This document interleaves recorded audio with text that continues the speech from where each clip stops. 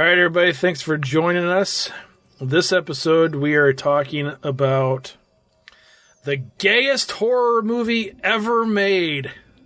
It's called Terror Train. No, it's not. It's called Nightmare on Elm Street Part 2, Freddy's Revenge. Yeah, this is the one that everybody says there's a lot of homosexual overtones to. I guess I'm completely blind to it because I see like a little bit, but to the point where they say that it's like, oh yeah, it's completely, totally, you should see it. Yeah, it's like in the whole storyline. I just don't see it. Oh man, how could you not see it? It is so blatantly obvious, especially now when you watch it when you're older. I still don't see it as an old man. I still don't see it. I could get when we were kids and we didn't see it, but the gym teacher who went to the Blue Rhino or whatever the hell it was. That I saw. But like, other than that, like, and then the scene where he has a little whatever it was, a little pop thingy when he's jumping on his bed. But then again, that wouldn't be really necessarily homosexual because the girl walks in on him. So you have the coach, if you will, who is straight up. I mean, he is obviously gay. I mean, there's no denying that. That guy's been in a lot of movies too. But then, and we're not bashing on gay people at all. This movie is, since it came out, has always been like, oh, that's the gay Nightmare on Elm Street. But there's so much sexual tension between the main character, what's his name, Jesse, and Grady. And then you even have the scene where the gym teacher is killed, and so he's tied up in the shower, and then he's like essentially spanked when he's whipped on the ass with the towels. Yeah, okay, you're making me see it a little more clear, I guess. Good. But I guess like I just saw that scene as like kind of like Freddy's, you know how he usually comes up with a theme for a particular character and then he works on that character and their death is usually based on that. That's how I just saw that. I didn't see it as like the whole movie was based on like the sexual tensions and all that. It's so weird. I mean, it almost takes a little bit away from the movie now when I watch it. Really? Yeah, like it just like.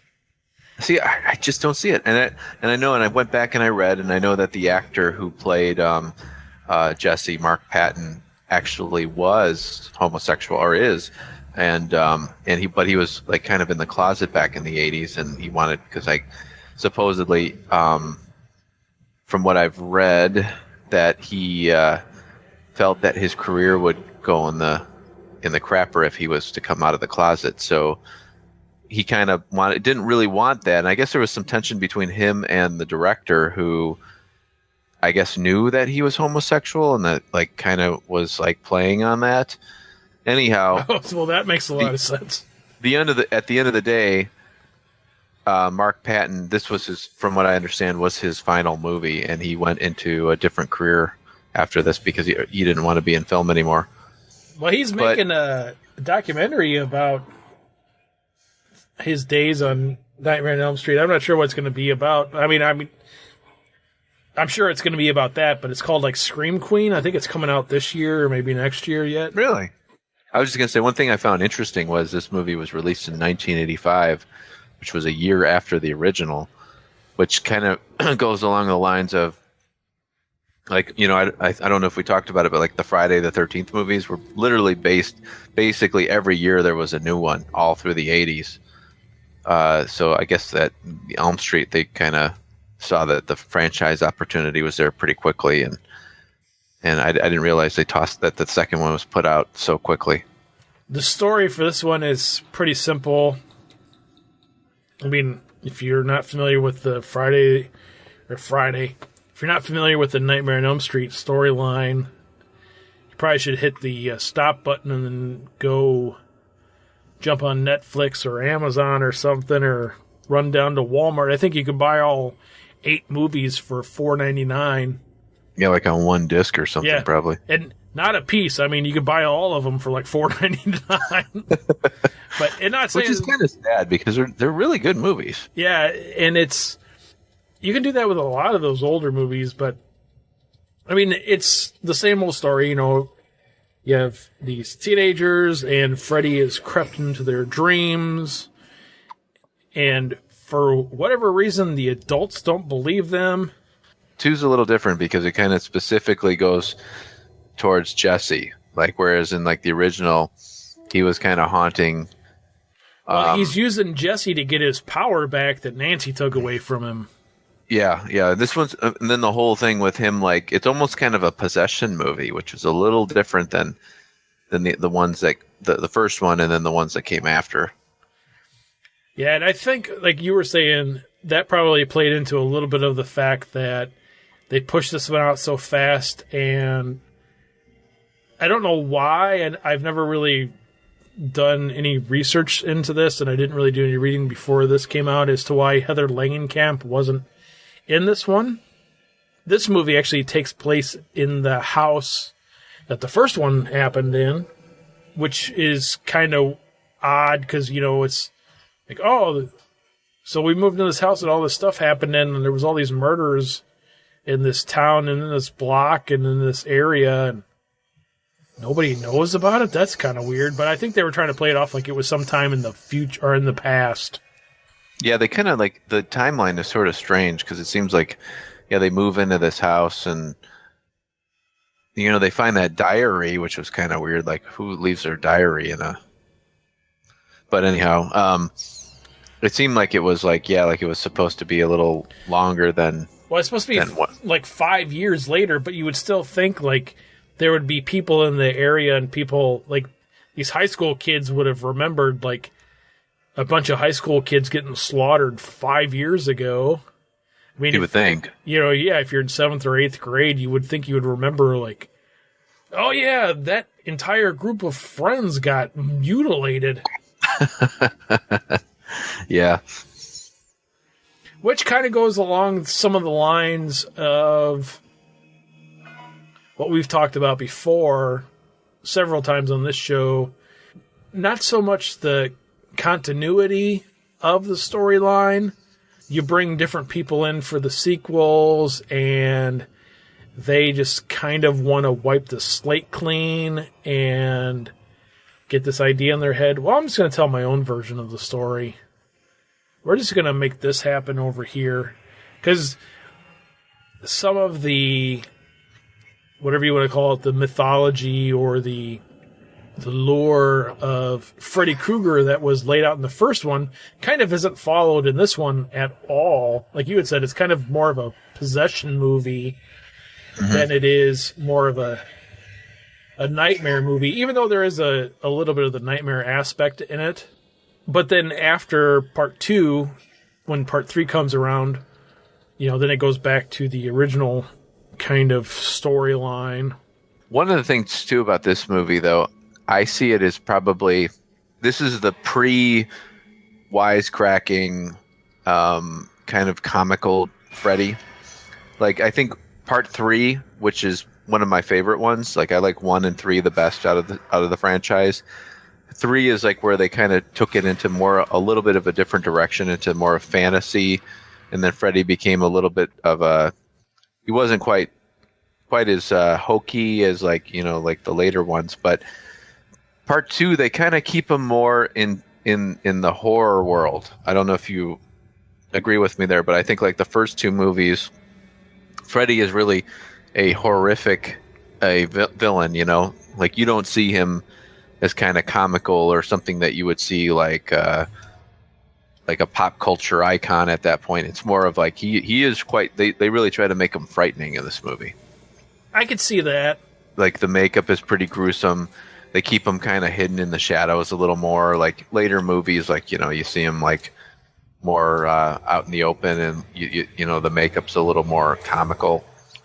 Well, there's also too in this one, it's what we've talked about with Wolf Cop and Trick or Treat and stuff, where he has this reveal into the real world where he's kind of under the skin of Jesse, which is kind of cool.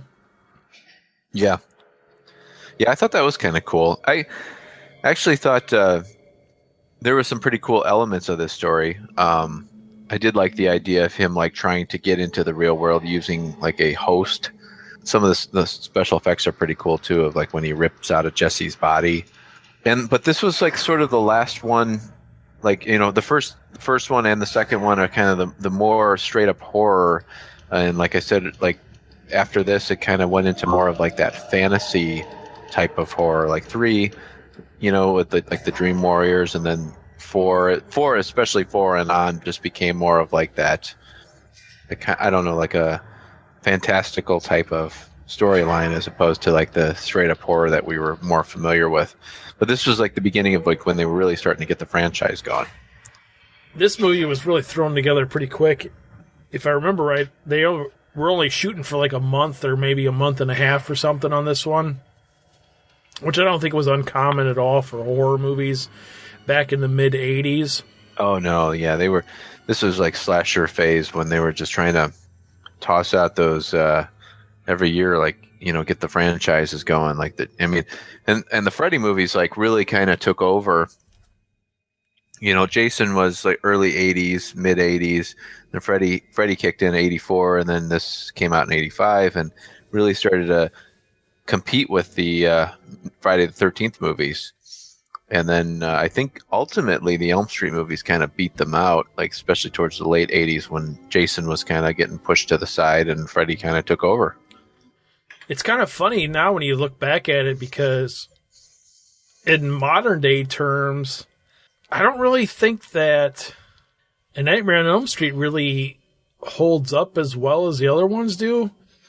While I will say that I think Robert Englund and Wes Craven and all of that kind of stuff is maybe a little bit of a bigger draw when it comes to like conventions and things like that. But I don't see Freddy Krueger or Nightmare on Elm Street nearly as much as I do Halloween or Friday the 13th or hell, even Chucky stuff anymore. Well, personally, I'm like Halloween. I mean, Michael Myers is my favorite of the slashers, and you know the original Halloween we've talked about many times before. But like in terms of the franchises, I've always been more of a Jason guy, and you know Elm Street was a lot of fun. Like now it's kind of funny because like I'll go back and I'll toss in a Friday movie, you know. I really enjoy watching those still. Like but the Nightmares, especially the later ones, just aren't as entertaining as they were back then. Well, I would even go as far as to say, even with the early ones, because that was something I was thinking of when I watched this one. And it's not to say that they're not okay movies. When it comes to the horror franchises, or even individual horror movies for that matter, I'll say it, I'm really not that big of a Nightmare fan. I love more than one of the Halloween movies. I like Halloween 1, Halloween 2. I like Halloween 4 and 5. The director's cut, or not the director's cut, but the producer's cut of Halloween 6 is really good. And I also enjoy both the zombies versions of Halloween. But then... Yeah, you're a zombie fan, aren't you? Oh, yeah. And when it comes to the Friday the 13th movies, for the most part, it doesn't matter which one you want to watch. If you want to watch one, sure, we can sit down and watch it. But the Nightmare on Elm Street movies, I mean, I'll watch them, but I couldn't tell you the last time outside of watching A Nightmare on Elm Street for when we did the Nightmare on Elm Street episode, and then watching Nightmare on Elm Street Part 2 for this episode. The last time I watched the Nightmare on Elm Street movie, outside of the remake when it came out, whatever that was, 5, 6, 7 years ago or whatever, and I have them all on DVD, and I have multiple ones of them on VHS, but it's not a series that I really want to just go and watch. I mean, it's nothing against the Nightmare on Elm Street movies. When I watch them, I like them for the most part.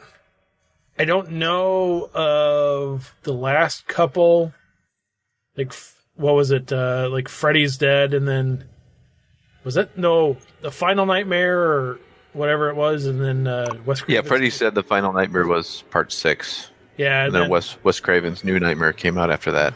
I think I've only seen those two maybe once. Yeah, unless somebody else wants to watch one, it's just not a franchise that I throw in. I mean, even watching this one, I mean, I'm not going to say that I didn't like it, because I do like it. It's not something that when it got over with, I was like, oh, I could watch that again, or I should watch part 3 right away, even though I love part 3. I think part 3 is my favorite Nightmare movie. 3 is a lot of fun. But, you know, I don't really have a desire to watch it. Kind of like the Child's Play movies almost. You know, it kind of falls along the same line. I mean, unless there's a reason to watch it or a new one comes out, I mean, I'm not going to really watch it. I think there is actually a new one coming. I actually enjoyed the last Child's Play movie, The Curse of Chucky. But I guess we'll have to save that for a whole nother episode. Yeah, that's a pretty good one. But yeah, this Elm Street 2 movie, I enjoyed it. I really do. I think like I'm a fan of, like, I'm not like, I don't watch them as much as I do the Fridays and you know, certainly like the first couple Halloween movies, but I would say that this movie, this sequel, I think is like the first 3 Elm Streets are probably my favorite, and then 4, although was like the most successful out of all of them, except for Freddy versus Jason. That one was like probably the most popular of, like, and back as a kid, I remember thinking that was like really good. But like looking back now, I think like 1 and 3 are probably my favorites by far. I mean, like I said, I think I like all of them up through 5. You know, I never saw 5 all the way through, or 6. Oh, really? Yeah, never. I mean, I saw bits and pieces of both of those, but I never saw the entire films. Yeah, I think I saw Freddy's Dead, or maybe it was A New Nightmare. I saw one of those in the movie theater even. Did you? But yeah, I think the only Freddy movie I ever saw in the movie theater was the one I saw with you, the remake. Oh, right. Yeah, and seeing that's what's weird about that one. That's one of those ones, kind of like with Halloween 2 from the Rob Zombie version, that I keep going back and forth on. Just because the storyline is so different, even though it kind of follows the same structure as the original. But the whole thing with the remake of A Nightmare on Elm Street, with him being portrayed as a child molester, but he's not a child molester, but he is, but he's not, but he is. I know, it just messed with my head when I saw it. When me and you went and saw it in the movie theater, I was like, oh, that's so stupid. And then I watched it again when it came out on DVD, and I was like, that's so great. Yeah, I know you hated it, like, when we left. It was kind of funny. And I actually thought I was like, yeah, it's pretty good. I enjoyed it. Like, I didn't think it was like, better than the original or whatever, but I totally enjoyed it. Oh, one thing we didn't bring up yet in this episode, which I think we really need to do, is that, now I don't know if you caught this, but this has been something from, well, let me see if you can see where I'm going with this. Are you going to talk about the homosexual components of the movie? We already discussed that. Oh, okay. No. This is go back to 6th grade. And it has to do with Elm Street 2. Do you see where I'm going or no? No, not yet. I thought maybe I lost you again. No? Okay, so like our mutual friend, one of our mutual friends, the one where I actually saw this movie for the first time, I remember him telling me that, oh, you got to see this movie because the main girl in this movie looks just like somebody. And it was, can you guess where I'm going with this? No. No? So Kim Myers is the main girl in this movie, and she is gorgeous, but I don't remember who she looks like. Oh, come on, think hard. You can figure this out. She lived 2 houses down from you? No. She looked like. Are you ready? Yeah, I'm ready. Are you sitting? Yeah. She looked like Tiffany. Oh! You don't remember that? No, I don't remember that at all, because she doesn't look like Tiffany at all.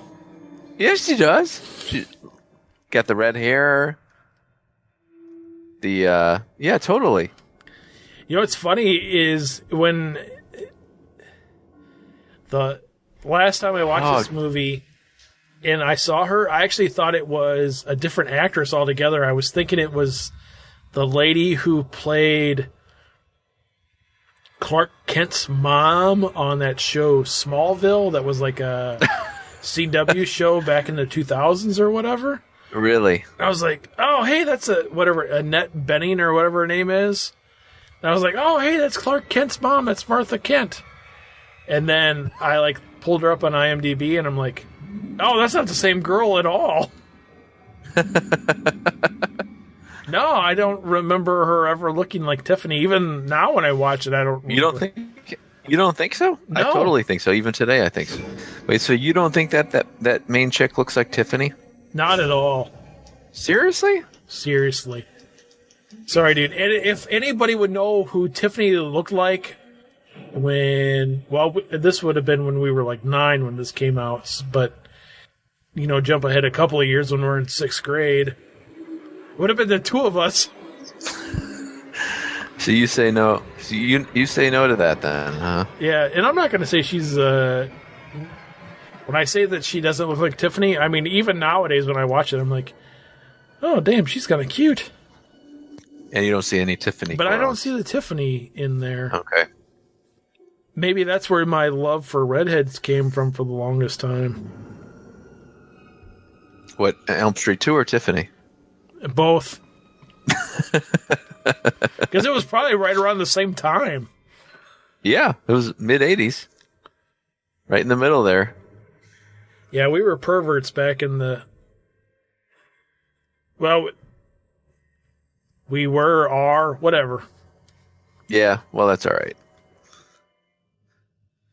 Well, so what do you say? Nightmare on Elm Street 2, thumbs up, thumbs down? Oh, yeah, for sure. A thumbs up. Even though, like I said, it's kind of weird. It's, I hate to say it, but it's one of those franchises that I enjoy when I'm watching it, but it for some reason, and I don't know what it is, it doesn't have me hooked in to where I think about it really a lot. And I've been thinking about A Nightmare on Elm Street a lot lately because the upcoming flashback weekend this year is going to be a giant A Nightmare on Elm Street reunion from a bunch of the different films, including Jason versus Freddy, or Freddy versus Jason. But I mean, unless somebody else brings it up, I'm not really ever thinking about A Nightmare on Elm Street. Really? Yeah. So you okay? Well, that's okay. So that's something maybe we could ask our listeners to see if they believe that the main girl from Elm Street 2 is a look-alike of Tiffany. So I guess a big part of that is because we were such huge Tiffany fans that right away I was like, that's not Tiffany. You don't see it? No, not at all. Are you sure? Yeah. Like, I Hold see on. some similarities, like mainly they both had red hair, but Because I remember our mutual friend and I used to talk about this all the time. really? Are you ready? Oh yeah, that was like a big deal back then.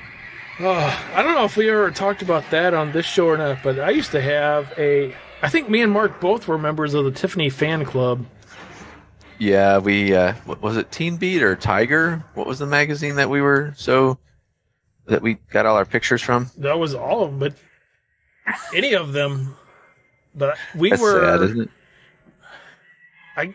I was. I don't remember if you were or not, but I was a member of the Tiffany fan club, and I did have on the back of my bedroom door